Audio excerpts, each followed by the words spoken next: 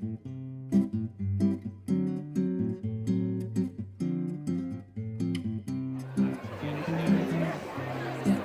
have the pleasure of introducing to you Congressman Mark Pocan.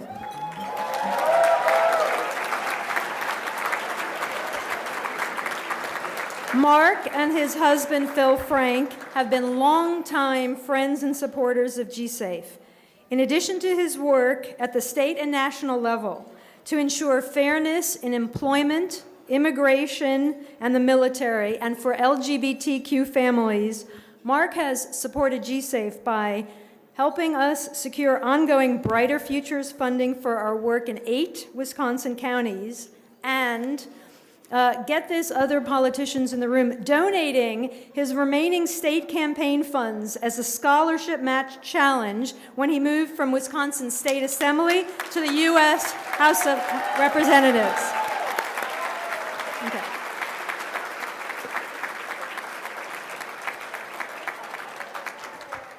Personally, Mark is one of the most caring and genuine individuals I've ever met. He is passionate about what he believes and social justice, but he's also very respectful of different opinions. And then finally, he is just flat out funny. My pleasure to introduce Mark Pocan.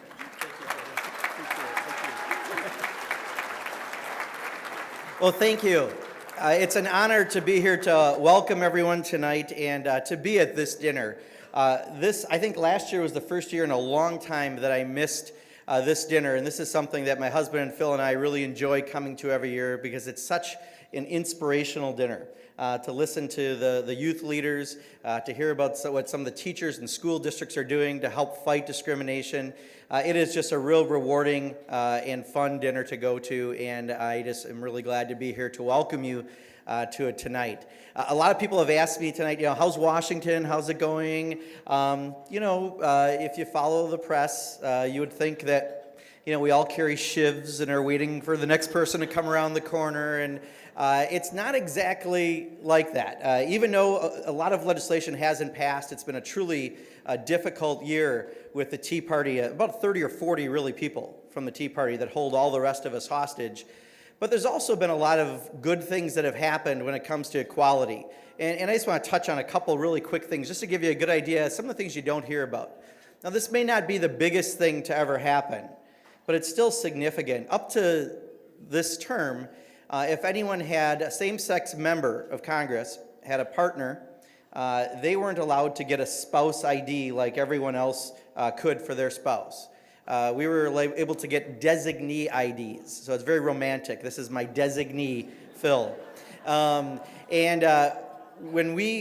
I got elected, we right away asked to get a spouse ID for Phil, and the House has never done that. In fact, in the past, they haven't even let people on delegations that normally would allow people's significant others. So we immediately got turned down. We were told we'd get a designee ID, and I asked to get that in writing. And in Washington, they don't like to put things in writing. So they didn't really do that, and we fought it for a while, and Leader Pelosi's office helped us along the way. And while it's not a huge victory, we did about 3.5 months in of fighting. We got a call from Leader Pelosi's office one day, and they said, you know what? They're just not going to do it. We can't convince the speaker to do it, so do whatever you've got to do with the press to go ahead and blow it up. And then I go, okay, when I come back next week, we'll work on that. I get in on Monday, they're like, wait, there's some movement. And suddenly Speaker Boehner decided it really wasn't up to him. It was up to the Sergeant-at-Arms and whatever the Sergeant-at-Arms wanted to do. And we were given that. Now Phil is the first official same-sex spouse ever.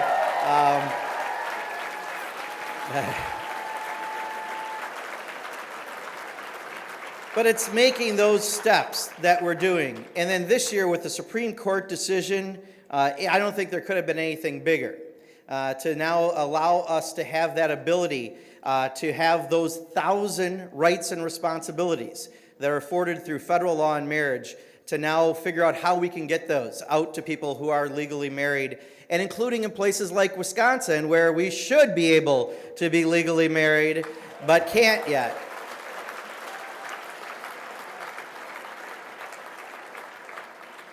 And I can tell you, from the day that decision happened, we were on a call with the president. He was out of the country. And our LGBT Equality Caucus co-chairs were going through and finding out just how fast they really were going to try to move and implement things.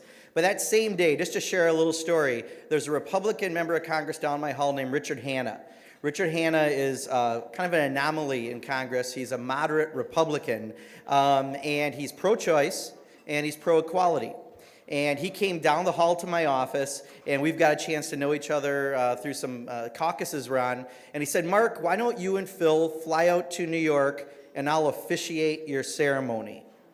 Now think about that, a Republican member of Congress offering to come and officiate an openly gay member of Congress's wedding. As the vice president would say, I won't quote him because of who's exactly in the room, but that's a pretty big effing deal. We'll leave it at that. So, there are good things that can happen, and while we're not exactly having a lot of legislation happen, we are getting things done behind the scenes, and there's still a lot more to do. We have to pass employee non-discrimination, student non-discrimination, make sure that everyone who served this country can get that honorable discharge they should have received, and the 114,000 of them who didn't. But we are working on all those things, and I am just really very honored to be here tonight because this, no offense to other groups that are represented here, but is my favorite dinner of the year. And it is just so inspirational to hear from the youth leaders, the educators, the school districts, and what they're doing, and sometimes taking on some really, really big odds to overcome. So again, I just want to say thank you for inviting me here tonight. I am just so honored to be here with everyone.